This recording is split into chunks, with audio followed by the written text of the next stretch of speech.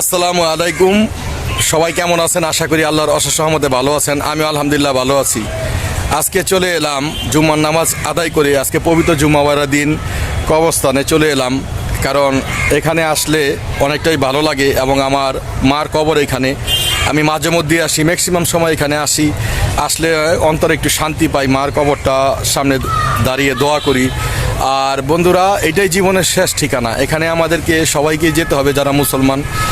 তো যদি সময় পান তাহলে অবশ্যই কবরস্থানে যাবেন, তাহলে অন্তরে ভয় লাগবে। কারণ প্রতিটা প্রাণেরই মৃত্যুর স্বাদ গ্রহণ করতে হবে।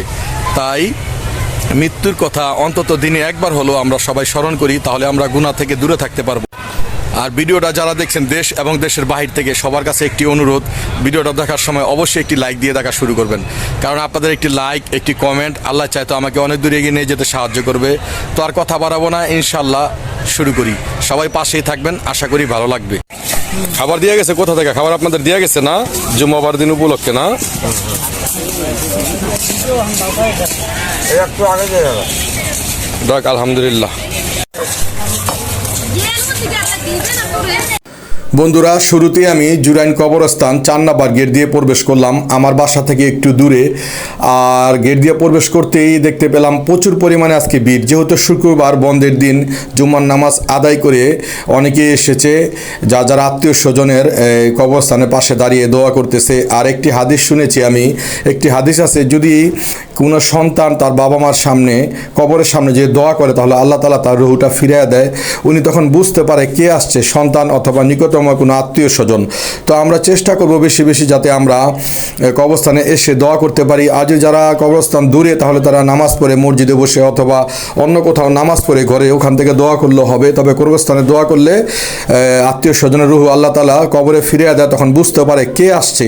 আসলে কবরস্থানে আমি মাঝে মধ্যে আসি আমার মার কবর এখানে দোয়া করতে, এবং সমস্ত কবরবাসীর জন্য দোয়া করলাম আল্লাহ তাআলা যাতে সকলকে মাফ করে দেয়, এবং যারা দুনিয়াতে বাইচে আছে আমাদেরকে যাতে আল্লাহ তাআলা হেদায়েত দান করে, গুনার কাছ থেকে আমাদের যাতে আল্লাহ তাআলা রক্ষা করে, শয়তানের ধোঁকা থেকে যাতে হেফাজত করে। আসলে এই দুনিয়া কারোই চিরস্থায়ী না, একদিন চলে যেতে হবে। তারপরে মানুষ, আমরা দেখেন সামান্য কিছু টাকার লোভে মানুষকে কত ধোঁকা দেই, অর্থের লোভে ধোঁকা দেই, সম্পদের লোভে ধোঁকা দেই। একজনকে ভালোবেসে মন নিয়ে ছিনি মেনে খেলি, আরেকজনকে বিবাহ করি। কেউ বা আছি আমরা জোয়ান লোককে ভালোবেসে কথা দেই, প্রতিশ্রুতি দেই, পরবর্তীতে দেখা যায় টাকার লোভে আমরা বৃদ্ধ লোককে, বাবার বয়সী লোককেও বিবাহ করি। আসলে এটা ঠিক না। যদি কেউ ধোঁকা দেয়, আল্লাহ তাআলা বলেছে তার সৃষ্টির উপরে যদি কেউ আঘাত করে তাহলে আল্লাহ তাআলা বেজার হয়। যেমন একজন মানুষকে যদি একজন মানুষ উপকার করে তাহলে আল্লাহ তাআলা খুব খুশি হয়। ঠিক তেমনি একজন মানুষকে যদি একজন মানুষের মন নিয়ে ছিনিমিনি খেলে আঘাত করে, তাহলে আল্লাহ তাআলা খুব বেজার হয়, গোস্সা হয়। এতে এই বোঝা যায় আল্লাহ তাআলার সৃষ্টির উপরে আঘাত করলে কেউ আল্লাহ তাআলা নারাজ হয়ে যায়। তো আমরা সবসময় একটা জিনিস স্মরণ রাখবো, খেয়াল করব, কারো মনে কষ্ট দিব না। সেটা যে ক্ষেত্রেই হোক, ভালোবাসার ক্ষেত্রে হোক, আত্মীয় স্বজনের ক্ষেত্রে হোক, কিংবা ইউটিউবের ক্ষেত্রে হোক। আর ইউটিউবের বন্ধুদের আমি একটি কথা সবসময় বলি, ইউটিউব এমন একটি প্ল্যাটফর্ম, এখানে যদি আমরা সবাই সবার পাশে না থাকি তাহলে আসলে আমরা এগিয়ে যেতে পারবো না, এগিয়ে যাওয়া সম্ভব না। যে কোনো সেক্টরেই সবাই সবার পাশে থাকলে আমরা এগিয়ে যেতে পারবো।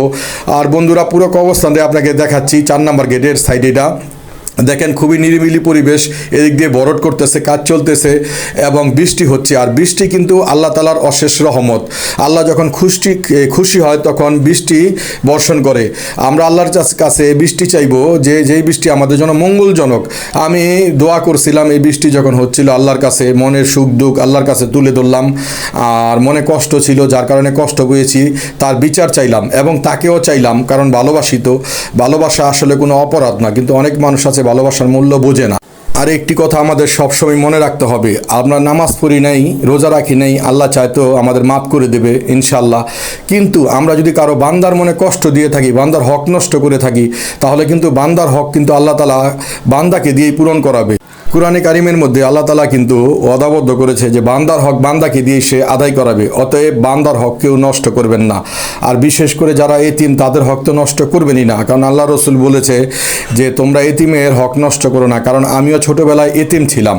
আসলে কারো হকই নষ্ট করা যাবে না। আর আমরা চেষ্টা করব আসলে যে কবরস্থানে এসে দোয়া করার জন্য, বাবা মার জন্য, আত্মীয় স্বজনের জন্য। তাহলে তারা বুঝতে পারবে, দেখতে পারবে কে আসছে এবং তারা খুশি হবে। আসলে কবরস্থানে যারা আছে, শুয়ে আছে, তারা কিন্তু আমাদের দিক তাকিয়ে আছে যে আমরা কখন তাদের জন্য একটু আমল পাঠাই, কারণ তারা তো এখন নিরুপায়। আর বন্ধুরা, আমার এই ভিডিওটা যে যেখান থেকে দেখছেন, দেশ এবং দেশের বাইরে থেকে, আপনাদের সবাইকে জানাই অসংখ্য অসংখ্য ধন্যবাদ। বন্ধুরা, আমার চ্যানেলটাকে লাইক, কমেন্ট এবং সাবস্ক্রাইব করে দিয়ে আমার পাশে থাকবেন।